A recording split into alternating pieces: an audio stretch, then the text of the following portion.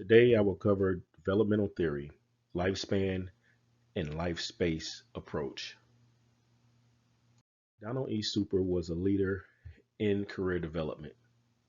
He was focusing on the consistent changes of self concept and its relation to one's personal career development. This theory began in the 1940s.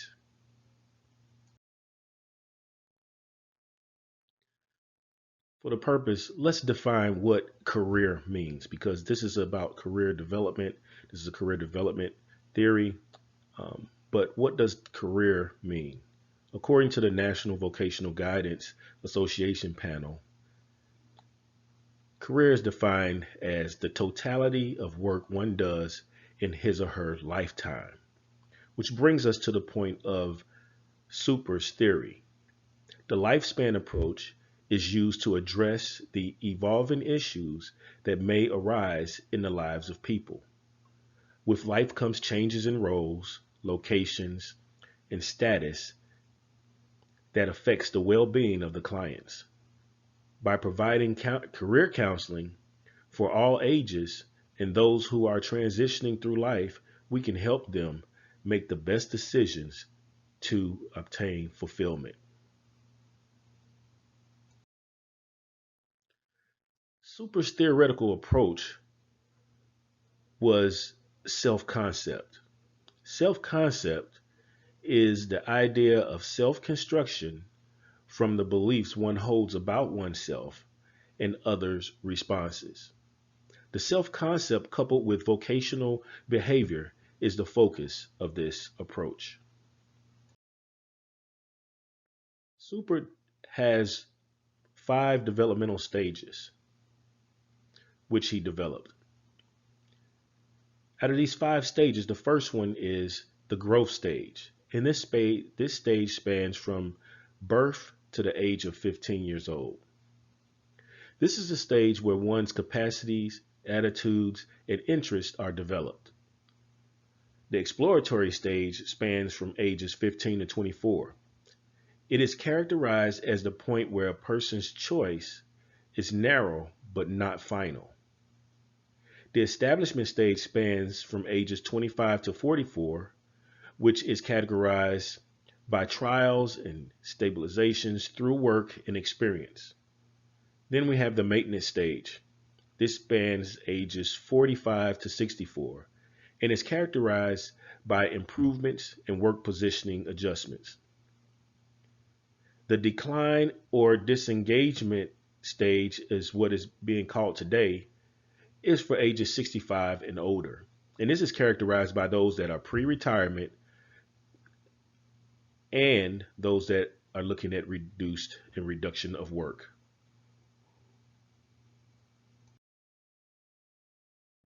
There was a study that Super conducted as it pertains to career maturity. This study included a population of ninth graders or white boys. Later on, throughout the years, there was other studies that was more diverse groups, but this study in particular was just for ninth grade males. So the ninth grade boys, they lacked a couple of things. They lacked their their true understanding of who they were, and also they did not have a world working knowledge, a knowledge of occupations within the world and how they function. This meant that they were not equipped to make the appropriate choices or decision as it pertains to a career. Career maturity seems to have a greater impact than just one's age alone.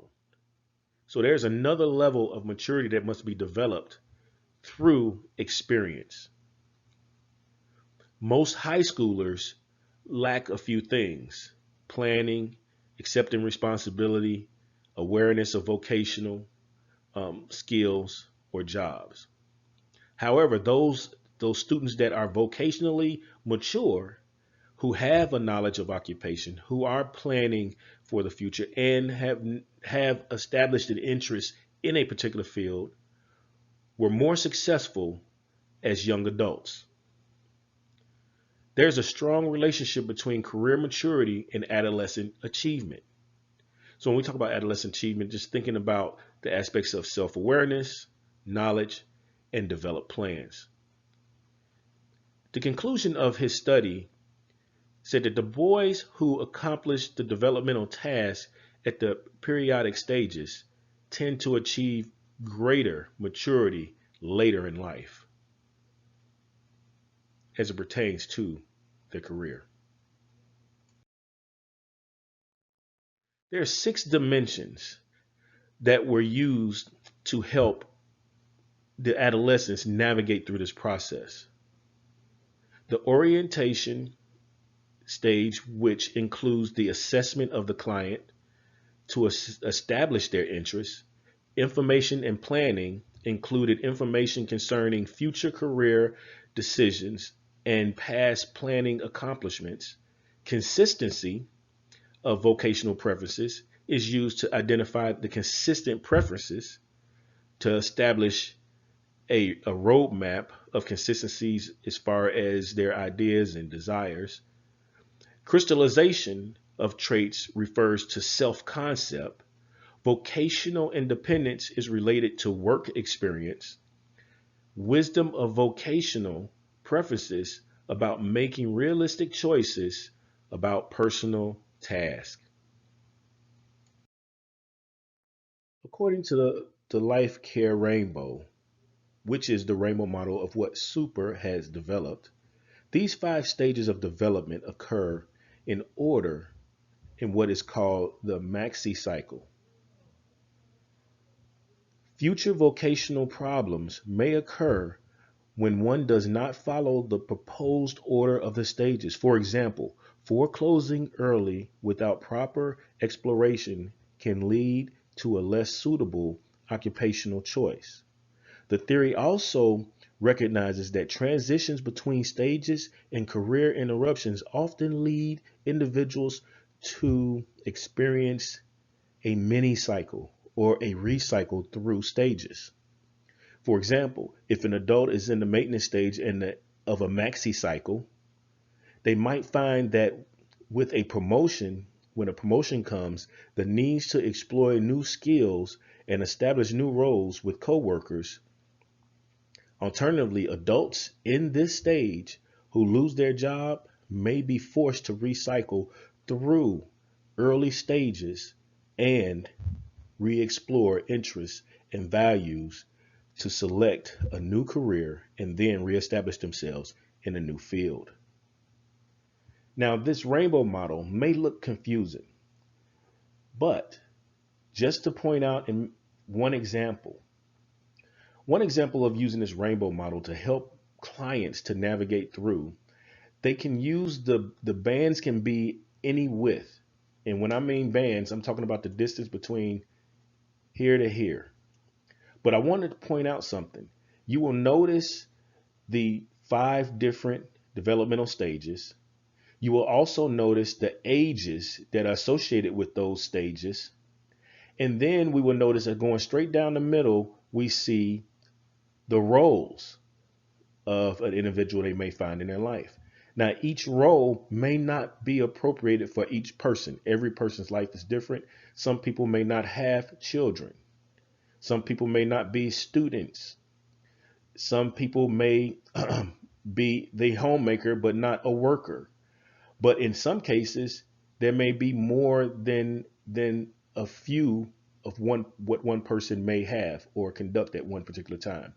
So with that said, wherever we're giving most of our emphasis in work, it starts at a particular age. So you can use something along this lines to help build your own rainbow model of where you are at this point. A person that has lost both of their parents, for instance, if they lost both of their parents at 25, then they would no longer be a child. So that would end here.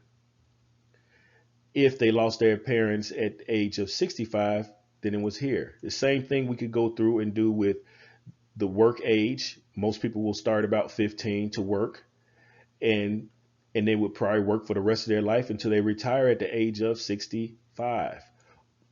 or somewhere around that. But it can be used to identify what roles that a person plays through different cycles of this rainbow model. And again, we can go back and forth through these cycles throughout our lifespan. The archway of career determinants model is another one of Super's developments.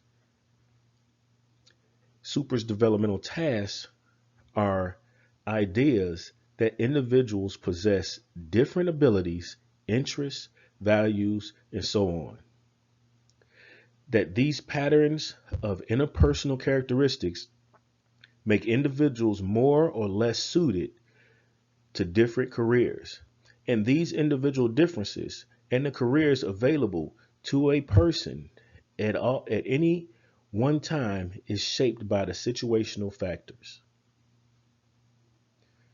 The archway model was created to make more explicit these environmental and interpersonal determinants of career that are suggested by the developmental tasks of the career rainbow model. Now, it's similar to the rainbow in that it describes Super's career developmental theory, but it is described differently. The archway model is shaped in the form of an arch, which represents the individual's career. Each stone represents an influential factor of a determinant of the career. The most basic determinants are near the base with the biological and the environmental. So we have the biological and environmental or geographical. So when we look at these are the bases of the arch. An individual's personality characteristics, their intelligence and their needs and their values, we see that over here on the left.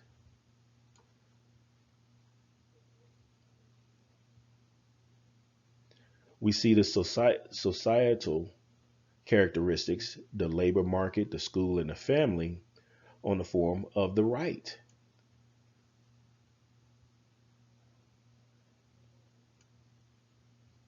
Although not depicted, these interpersonal and environmental factors are assumed to interact with each other in determining an individual's career development. The arch itself sits on these two pillars and signifies the outcome of the two columns of personality and societal determinants. The two ends of the arch represent the developmental stages. The two ends of the arch represent the developmental stages, which the left side contains the early developmental stage and the right side contains the later developmental stage. Finally, the arch itself culminates to form the keystone, the centerpiece of the arch, which represents the person who makes the career decision.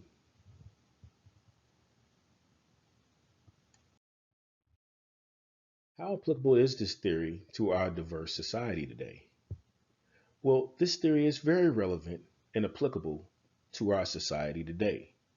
As we mentioned earlier, as it pertains to the rainbow model and the maxi cycles and the maxi cycle, the mini cycles and recycles, we notice that these same things occur today where people may lose jobs, where they may be forced to get a second job or have a change of career midlife. They may a woman that was a homemaker may in a sense lose her husband or sense of or security in the financial sense. If the husband was the breadwinner, she now had to get a job where she didn't. So this theory would actually help them identify and help guide them through the process of that transition. And in that case, it would be a mini cycle or recycle or maxi cycle.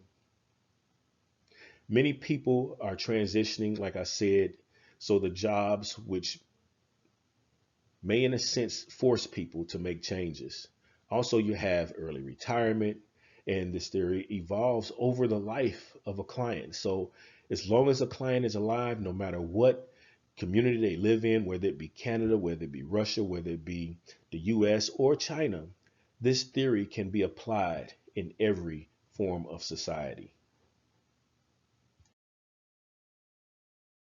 The applications to society over 60 years, Super's theory has been updated and refined.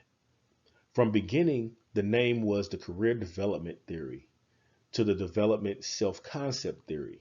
It included cultural and societal concerns and also gender, ethnicities, and other cultures. So it's definitely integrated in every aspect of our society and very applicable. Criticisms. Some of the criticisms of this program, first of all, this theory, is that it is pretty old. When it talks about the developmental stages, the ages may be a little different today, and that needs to be updated. We have also a lack of empirical research due to the broad scope of this program or this theory. The request more segments to be evaluated: the life space of adolescents, young adults, and the lifespan research of adults. The lack of testable hypotheses of various propositions of this theory is another shortcoming. Constructs such as work satisfaction, career maturity, and vocational development are not readily measurable. Because of the theory is considered to be vague, it's kind of hard to measure in a quantitative sense. It has a lack of clarity and specificities and exclusivities because of that vagueness. And also, as I mentioned earlier, that it is old and it needs to be updated.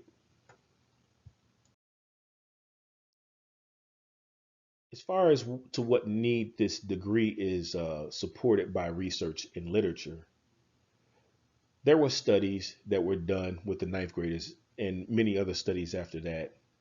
There are still studies that are required because it lacks quantitative measurables. And I kind of mentioned that before. But there are studies that are going, it just needs to meet those requests. This approach has been a major help to the career development field. It has created a broad base of considerations and skills that are incorporated within other approaches.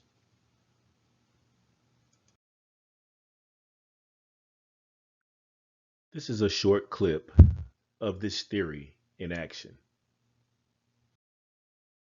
Lulu, it's so good to see you back. Hi, it's great to be back. So I just wanted to let you know that I'm going to be taking a little bit of notes just so I can track you as we are having our conversation today, okay? Okay. So tell me a little bit about what's bringing you in. So what's brought me in recently is that I find that I'm having it hard to find meaning in life. Okay. So tell me a little bit more about that. Well, Freud once said, love and work, work and love, that's all you need. Mm-hmm. Well, my husband passed away 3.5 years ago. I'm retired. So essentially I have nothing. Okay. I'm really sorry to hear about your husband. Thank you. Yeah, so sounds like that's kind of been a big transition for you in the last couple of years of finding yourself in retirement and now being a widow. So tell me kind of how you've been spending that time. Well, first, I tried traveling the globe, so I used like all my mileage points. And every time I came home, me being alone spoke so loud when I always entered an empty house. Mm-hmm. After that, I've tried golfing, I've tried cooking, I've tried karate, I've tried kayaking, I've tried, nature walks, I've tried, practicing Mandarin. So yeah, it's just some of the things I've been working on. Sounds like you've been trying to fill your time with different activities and finding things to kind of fill that hole that you were talking about earlier. Yep, trying to fill the void. Okay. It sounds like you're maybe considering going back in the workforce. Yeah, actually, just recently I stumbled upon a flyer as I was walking outside of Starbucks for an internship position that is looking to hire a senior citizen. Okay. Yeah, so I'm a 70-year-old woman who's looking to do something more meaningful in my life. It sounds like you got really excited when you saw this senior citizen internship opportunity. For sure, for sure. Okay, so tell me a little bit about the excitement that you were feeling at that moment. I felt like, you know, I was meant to walk on that block. I was meant to find that flyer. I was meant to, you know, find a purpose again. It really spoke to you. Yes, for sure. Okay. So, you know, if that's something that you really want to pursue, let's talk about that a little bit, because you have found yourself in this retirement phase for, you said, 3 years. And so it's sounding like you're looking for a little bit more. And I think maybe a good way to start is kind of exploring career paths again, kind of taking you back to when you were 20 and finding what excites you. What are your interests? What are your values? What are your needs? All of those components that go into finding a new career, even at 70. So maybe we can kind of rewind a little bit and cycle back into this exploration phase and rediscover who is Lulu at 70 and what are your interests now. So I'm going to ask you that question. What is of interest to you at 70 years old right now? I mean, interests as far as career or as far as outside, like my everyday life? Let's do both. You can start with whichever one you would like. All right. Well, for everyday life, I really like practicing meditation and, you know, some flow movement. I like having a sense of community. As far as career-wise, I like my interest. I'm not really sure about my interests just because I've been out of the field for a while. And jobs that are offered today are not the same as, you know, a telephone book company. Okay. So you mentioned a telephone book company. Was that your previous job? Yes. So I was VP of a telephone company. I did that for about 15 or so years. And then before that, I was still an employee at the phone book company. So I have a lot of experience regarding sales, advertisement, managing people. So I have a lot of leadership experience. Well, and that's a good place to start because it sounds like there's some interest there of liking a little bit more of sales, working with people, maybe a little bit more hands-on. So looking at your role in the phone book company, what were some things about that job specifically that you found enjoyment in? And this can kind of help us with our interest component. Well, just like you said, it was very hands-on. Okay. You know, I made sure that, you know, the copier was being ran right. So like if anything was malfunctioning, I was on the phone with another company trying to get that solved. I always made sure everyone stuck to their timelines. So that way we were able to make our deadlines. Right. I was also able to kind of incorporate employee activities. So there was work support with each other. So a lot of like team building exercises. So I like to be very active, very hands-on. Okay. And it sounds also too kind of that fast pace, managing a team, the organizational skills. Those are some things that you found enjoyable in that past career. Okay. So let's talk a little bit about your values as a person, because it's really important to have kind of that fit of who you are, your self-concept, so to speak, and your personality, because if one isn't matching the other, you're not going to find satisfaction there. So in terms of your values and what's important to you, can you speak on that a little bit? Yeah. So one of my biggest values in life is family. Okay. So I have a son, I have 2 grandchildren, and I love them to death. I do try to see them regularly when I can, and then, you know, vice versa. They try to visit me as well. And I also value integrity. I value loyalty. I value timeliness. And I also value dressing to impress. Okay. So it sounds like sense of community and belonging are really important to you? Hugely family. Family is hugely. Okay. And to maybe find a work environment where you have that sense of a family, so to speak, in that work environment, and that sense of belonging. So that would be important for you. Okay. So another component of kind of going back to exploring career interests again is looking at your social network and what that would look like in this new phase of life you find yourself in. So tell me a little bit about your friends and your peers. I do have a group of friends, and we do meet regularly for social gatherings, at least weekly. And it's getting a little bit harder to do so because we are getting older. Right. And it seems that I'm at a funeral almost every week. And so maybe the idea too of going back to work is encouraging, knowing that you're going to start reintroducing a lot more people in your life to reform some relationships because you're losing some on the back end. Maybe. Okay. So a big component of going back into the labor market is looking at kind of those geographical components. So we're in New York City. The job market's great. There's a lot of opportunities.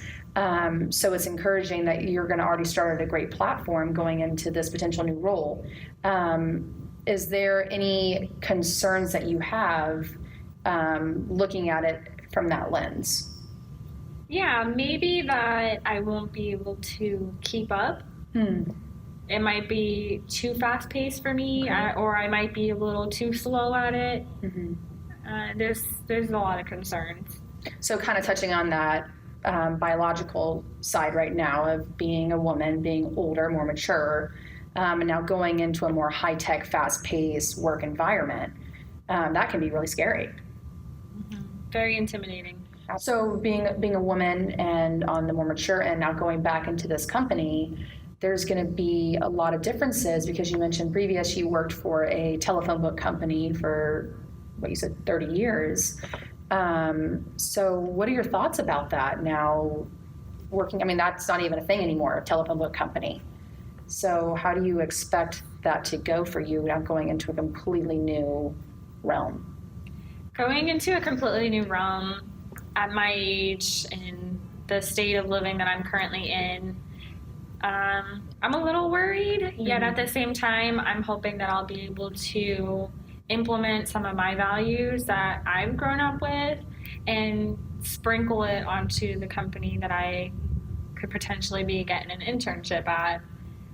There's a lot of positives and negatives to it, although at the same time, I am trying to be more aware of the positives, like bringing in my values. And you mentioned previous that you are very good at time management and organizing and kind of that wisdom that you can bring in from being VP of a phone book company. So bringing in those management skills and maybe adding a different component to this new senior citizen internship opportunity that presented itself. Yeah. Is there any concern of, you are 70, so there's a good chance you could maybe be working for, your boss could be 25, let's say, or 45, younger than you. What are your thoughts about working for someone younger? It's not really something that I've given too much thought about. I think I would have to, see it and experience it firsthand before really judging the experience. Okay. I think depending on the person, age doesn't really matter because if they're a hard worker, then that's something that I'm going to look up to, no matter how old they are. Okay. So age isn't a concern for you. Is there any concern of being a female and going back in the workplace working for a male? Maybe, because I am, so old and I am very limited in what it is that I can do right now.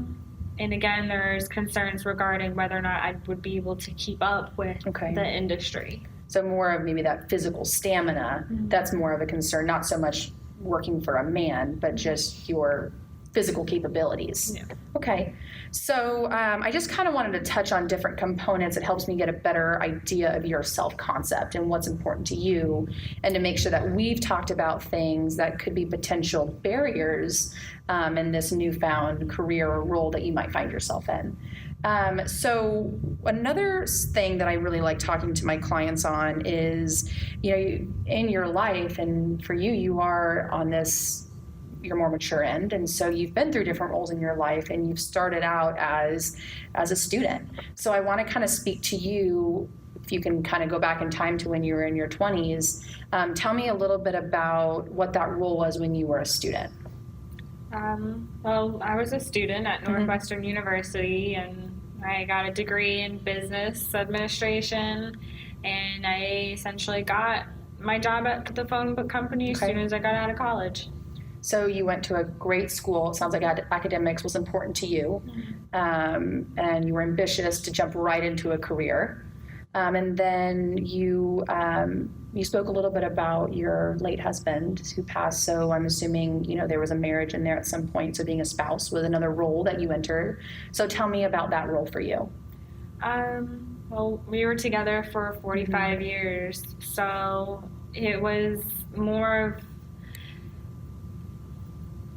I'm not really sure. It was just a marriage. It was a good, healthy, stable marriage. We supported each other.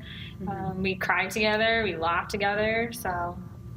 And then during that time, you said you had kids. So you had the homemaker role of starting a family together, and finding yourself as a grandma of some grandchildren. So that was another role that you went into. And now finding yourself in retirement, we like to call it leisure light. So being able to enjoy leisure activities again. And then it's sounding like you're at this place in your life that you want to go back to being a worker, kind of in that time that you found yourself at the phone book company. Is there any concerns of kind of cycling back to that time of your life? It's scary, regardless. Starting something new is scary. Starting something over is scary. Jumping back into something is scary. I mean, the whole thing is just scary. Oh, it's terrifying, especially being out of the field for so long. So we touched on a lot of things today. We kind of explored kind of your sense of self. So what are those values, those needs, those interests of yours that all funnel up to that overarching sense of who is Lulu and what's meaningful to you? And so I kind of wanted to just summarize a little bit. I know when I met with you a couple months back, one of the biggest things that you were looking for was finding your sense of self now without your husband. And it's looking like a big component of that is through the world of work.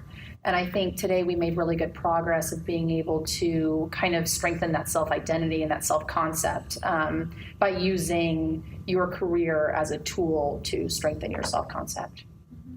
Yeah, that's exactly what I'm looking for in terms of, goals for the rest of my life, like learning how to live without my husband because I have no choice.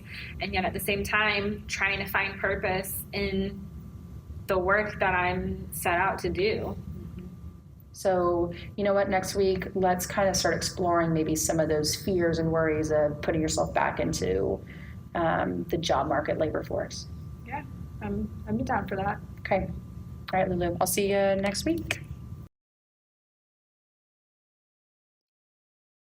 What do I personally think about this theory? How relevant is it to my own life? Well, personally, I really like this theory because as I read through and I did my research, it gave me an opportunity to look back over my life and really identify how I have progressed through career maturity and based off of my environments, my values, working within the military community. A lot of things impacted my overall performance and level of maturity when it comes to my occupational confidence and even knowing who I am. I understand that how important it is for us to identify and help the client to identify who they are. That's one of the most important aspects of this theory, the self-concept theory, is to have self-awareness and confidence in oneself, knowing one's weaknesses and strengths.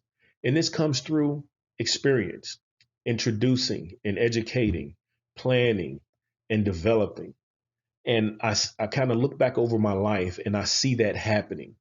Not only that, I found myself doing this with my own children since they were young. I would always teach them to experience as much as they can because it will make them better later on in life. They'll become more mature because they have the practical wisdom to make the decisions. All of these key elements I found in the developmental stages.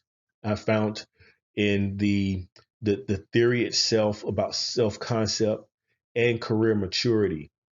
And I believe that this can actually help people even today, even as it needs to be updated. It still provides a broad base, but that base is so strong that it can help guide and direct clients into making the right decisions and even giving them options to help them to their find themselves and what will give them life fulfillment. So this is relevant to my life because I'm going through those changes. Even as I'm in school right now, I see myself doing a recycle and changing my career after retiring from the military. And I can see a lot of other people doing the same things if they had careers that did not last long, thinking about professional athletes that found themselves playing a sport, but now have to recycle after an injury and now have to get a different type of job. So I definitely identify with this entire theory. And I really like the approach. And this is something that I definitely will look more into. And hopefully I can become effective with this theory in dealing with clients. This is my work cited, and that is the conclusion of my presentation. Thank you.